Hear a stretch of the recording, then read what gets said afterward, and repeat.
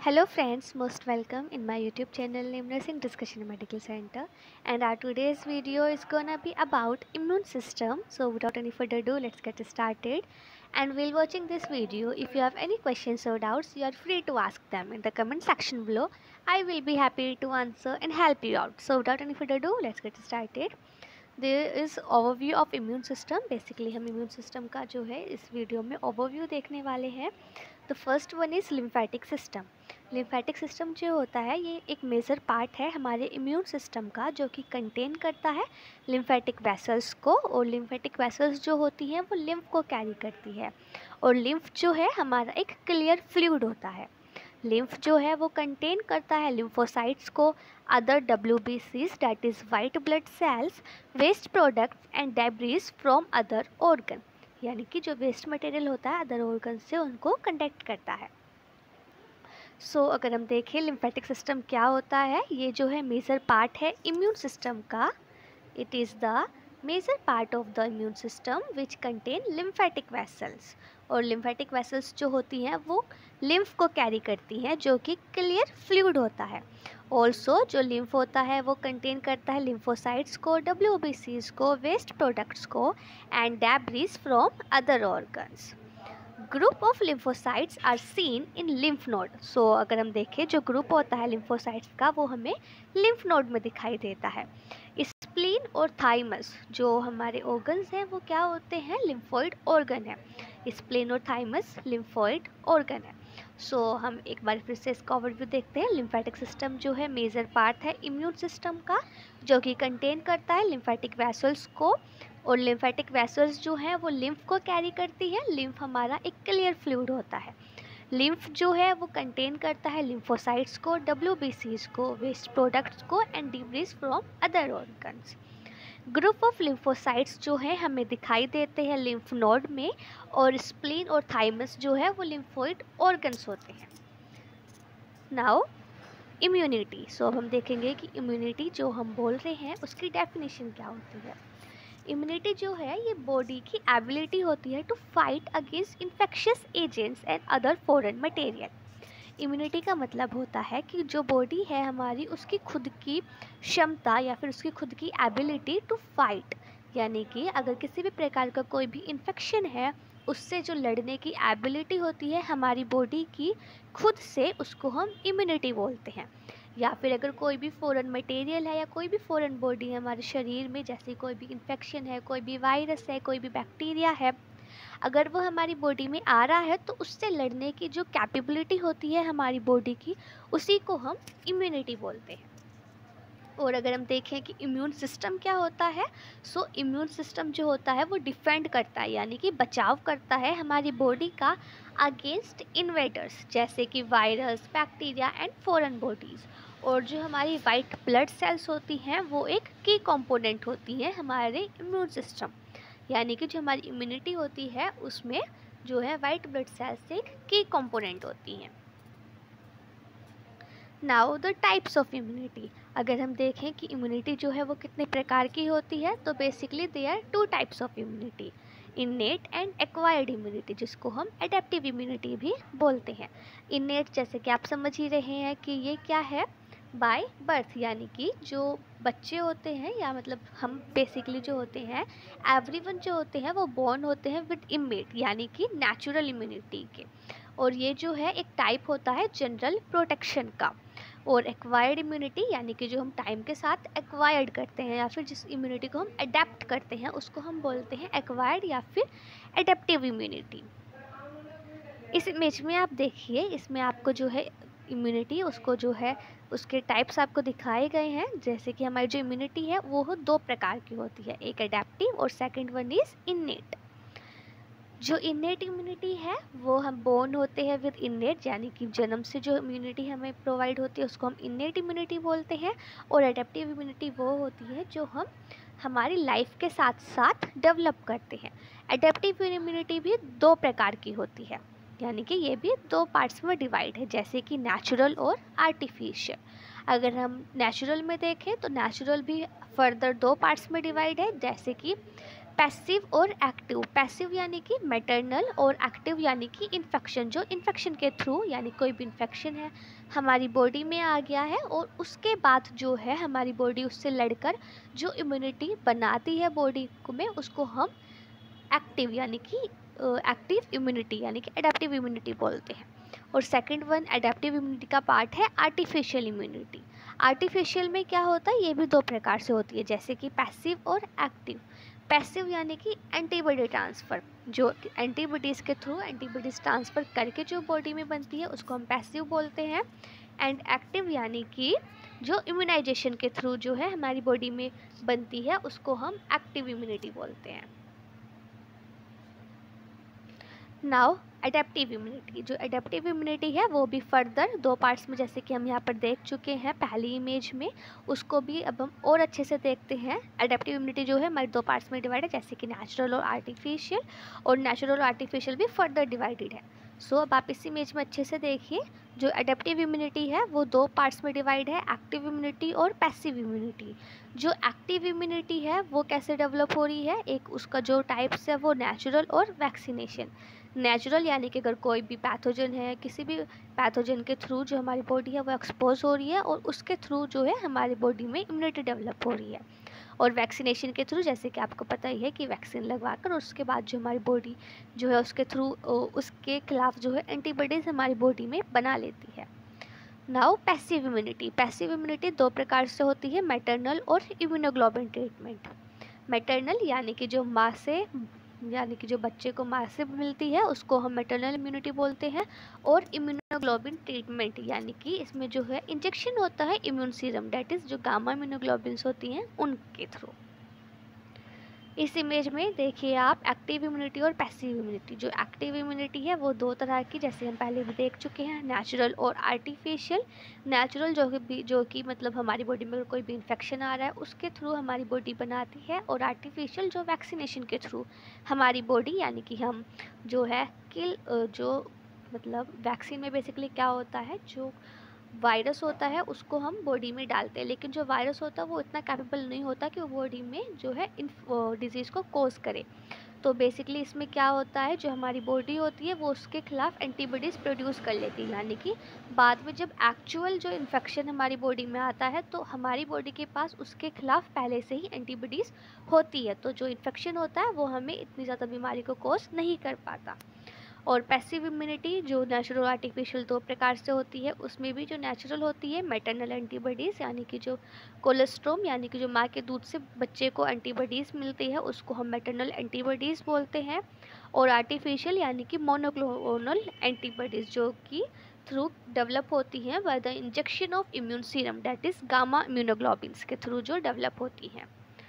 Now passive immunisation, जैसे कि हम पहले भी देख चुके हैं इस इमेज में, तो आई होप कि आपको समझ में आ गया होगा। Now innate immunity. अब हम जो है इसकी डेफिनेशन देखेंगे कि बेसिकली ये क्या होती है। Innate immunity, immune system is activated immediately after the exposure to antigen. जो इम्यून सिस्टम होता है वो एक्टिवेट हो जाता है immediately after exposure to antigen, यानी कि ऐसी इम्यूनिटी जैसे अगर कोई भी एंटीजन से हमारी बॉडी एक्सपोज हो रही है तो जो हमारा इम्यून सिस्टम होता है वो उसके खिलाफ तुरंत ही एक्टिवेट हो जाता है। ये जो है नॉन स्पेसिफिक टाइप की होती है। अगर हम एक्सटर्नल कंपोनेंट्स देखें इनेट इम्यूनिटी के तो वो हमारे होते हैं skin, mucosal barrier, body secretions जैसे कि saliva, tears, HCl that is hydrochloric acid in the stomach, and normal flora of the body. जो इंटरनल कंपोनेंट्स होते हैं इनेट इम्यूनिटी के वो हमारे होते हैं इन्फ्लामेटरी रेस्पॉन्स, फैगोसाइटिक सेल्स और natural killer cells etcetera. Now acquired immunity और एडेप्टिव इम्यूनिटी। एक्वायर्ड और एडेप्टिव इम्यूनिटी ऐसी इम्यूनिटी जो कि डेवलप होती है by an individual during it's life time, यानी कि adaptive which means immunity develops throughout our lives. We develop adaptive immunity when we are exposed to disease or when we are immunized against them with vaccines. तो ये जो होती है adaptive immunity यानी कि acquired immunity, इसके भी दो कंपोनेंट्स होते हैं, that is humoral immunity and cell mediated immunity. जो ह्यूमरल इम्यूनिटी होती है वो क्या होती है, इमीडिएट इम्यूनिटी होती है, यानी कि जो हमारा ह्यूमरल रिस्पॉन्स है वो इसके किसी भी वायरस और इन्फेक्शन के जो है इमीडिएट जो है रिस्पॉन्स करता है। ये जो इम्यूनिटी होती है, यानी कि this type of response provides protection against acute rapidly developing bacterial and viral infection. जो ह्यूमरल रिस्पॉन्स होता है या फिर जो ह्यूमरल इम्यूनिटी होती है वो बेसिकली डेवलप होता है एक्यूट के टाइम पर ये, और या फिर अगर कोई भी वायरस है और वो रैपिडली ग्रो कर रहा है तो उसके खिलाफ जो है डेवलप होता है, and viral infection. Now the second one is cell mediated immunity, यानी कि टी लिम्फोसाइट्स आर रिस्पॉन्सिबल। जो सेल मेडिएटेड इम्यूनिटी होती है उसमें हमारे टी लिम्फोसाइट्स जो होते हैं वो रिस्पॉन्सिबल होते हैं। जो सेलुलर रिस्पॉन्स है वो थोड़ा सा डिले होता है और इसीलिए हम इसको डिले हाइपर सेंसिटिविटी भी बोलते हैं। This type of response is active against slowly developing bacterial infection and this is involve in auto immune responses. अगर हम देखें तो some allergic reactions and rejection of foreign cells. जो सेलुलर रिस्पॉन्स होता है वो डिले होता है और इसको हम डिले हाइपर सेंसिटिविटी भी बोलते हैं, और इस तरह के जो रिस्पॉन्स होते हैं वो एक्टिव होते हैं against slowly developing bacterial infections, यानी कि जो धीरे धीरे से डेवलप करते हैं बैक्टीरियल इन्फेक्शन उसके लिए ये रिस्पॉन्सिबल होता है। और ये जो है इन्वॉल्व होता है इन ऑटो इम्यून रिस्पॉन्सेज जैसे कि some allergic reactions and rejection of foreign cells. और वहीं अगर हम ह्यूमरल रिस्पॉन्स देखें तो ह्यूमरल रिस्पॉन्स जो है वो इमीडिएट होता है और ये प्रोवाइड करता है प्रोटेक्शन अगेंस्ट एक्यूट और रैपिडली डेवलपिंग बैक्टीरियल और वायरल इन्फेक्शन से। Now adaptive immunity, so basically अगर हम इसमें डिफरेंस देखें एक जिससे हम जो है इजीली समझ सकें तो नेचुरली एक्वायर्ड यानी कि एक्टिव और पैसिव। जो एक्टिव इम्यूनिटी होती है वो डेवलप होती है when antigens enters the body naturally, और जो हमारी बॉडी होती है वो इंड्यूस कर देती है इनके खिलाफ एंटीबॉडीज़ और स्पेशलाइज्ड लिम्फोसाइट्स। और जो पैसिव होती है उसमें क्या होती है, जो एंटीबॉडीज़ होती हैं वो पास होती हैं मदर्स से फीटस में, किसके थ्रू, प्लेसेंटा के थ्रू, और इन्फेंट में वाया द मदर्स मिल्क, यानी कि मदर के मिल्क के थ्रू जो एंटीबॉडीज़ हैं वो माँ से बच्चे में जाती हैं। Now artificially acquired, artificially acquired भी हमारे दो पार्ट्स में डिवाइडेड है, एक्टिव और पैसिव। और अगर हम एक्टिव में देखें तो एक्टिव में क्या होता है, जो एंटीजन्स होते हैं वो इंट्रोड्यूस्ड होते हैं थ्रू द वैक्सीन्स, और जो बॉडी होती है वो प्रोड्यूस करती है इनके खिलाफ एंटीबॉडीज़ एंड स्पेशलाइज्ड लिम्फोसाइट्स। जो पैसिव होते हैं वो परफॉर्म्ड होते हैं antibodies in immune system in immune serum and introduced by injection. जो पैसिव होती हैं वो परफॉर्म्ड होती हैं antibodies in immune serum and introduced by injection. Now इस इमेज में देखिए इम्यूनिटी जो होती है वो दो तरह की होती है, इनबोर्न और एक्वायर्ड। इनबोर्न यानी कि जो इन्नेट होती है, स्पेसिस इंडिविजुअल। जो एक्वायर्ड होती है वो नेचुरल और आर्टिफिशियल होती है। नेचुरल में भी जैसे हम पहले ही देख चुके हैं एक्टिव और पैसिव, ये जो है डेवलप होती है contact with the disease, and passive जो होती है वो डेवलप होती है प्लेसेंटास मदर्स मिल्क। और जो आर्टिफिशियल दैट इज़ पैसिव वो होती है हमारी इम्यून सिस्टम के through. Now the difference between innate and acquired immunity, तो जो इन्नेट इम्यूनिटी होती है there is no time lag and action जो होता है वो इमीडिएट होता है, इसमें not antigen specific and there is no memory, and in we see in acquired immunity there is lag period, antigen specific होती है और there is the development of memory. Now immunoglobulins, so अब हम जो है immunoglobulins के बारे में देखेंगे। so इस पे जो हम बेसिकली डीप में नहीं जाएंगे, हम जस्ट समराइज डिस्क्रिप्शन देखेंगे different types of immunoglobulins. So first one is immunoglobulin A. About 10 to 15% of the antibodies present in the body are IgA, that is immunoglobulin A antibodies. अगर हम देखें तो 10 से जो 15% एंटीबॉडीज़ होती हैं वो प्रेजेंट होती है हमारी बॉडी में, वो क्या होती हैं, इम्यूनोग्लोबिन ए एंटीबॉडीज़। ये जो है फाउंड होती है in areas of the bodies जैसे कि nose, breathing, passages, digestive tracts, ear, eyes and vagina. जो IgA है वो प्रेजेंट होती है हमारे cholesterol and body secretions. Now immunoglobin D, immunoglobin D जो एंटीबॉडीज़ होती हैं वो फाउंड होती है स्मॉल अमाउंट्स में in the tissues that line the belly और द चेस्ट। जो एंटी इम्यूनोग्लोबिन डी होती हैं एंटीबॉडीज़, वो स्मॉल अमाउंट्स में दिखाई देती हैं और ये बेसिकली कहाँ पर हमें मिलती हैं, जो कि हमारे टिश्यूज़ लाइन करते हैं बैली और चेस्ट पोर्शन को। नाउ इम्यूनोग्लोबिन ए जो होती हैं ये ऐसी एंटीबॉडीज़ होती हैं जो कि फाउंड होती हैं लंग्स में, स्किन में and mucus membrane.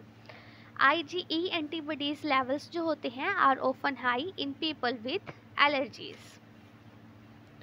Immunoglobulin G जो होती है वो फाउंड होती है in all body fluids. They are the smallest but most common antibodies. Immunoglobin G जो होती हैं वो फाउंड होते हैं हमारे बॉडी फ्लूइड्स में, और ये जो है स्मॉलेस्ट होती हैं, बट ये जो है मोस्ट कॉमन एंटीबॉडीज़ है, यानी कि 75 से 80%।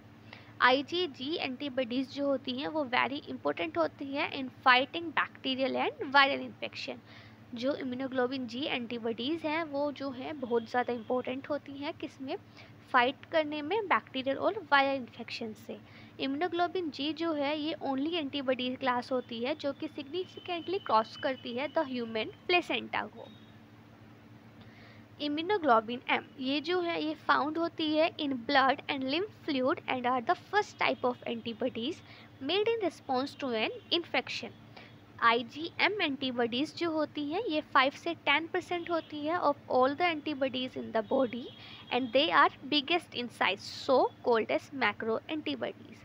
ये IgM एंटीबॉडीज़ जो होती हैं वो 5 से 10% होती हैं अगर हम देखें हमारी बॉडी में, और ये जो है बिगेस्ट साइज़ में होती है, इसीलिए हम इनको मैक्रो एंटीबॉडीज़ बोलते हैं। Now thank you, and this is all about for today, and if you found this video to be useful then please share it with your friends, and thank you.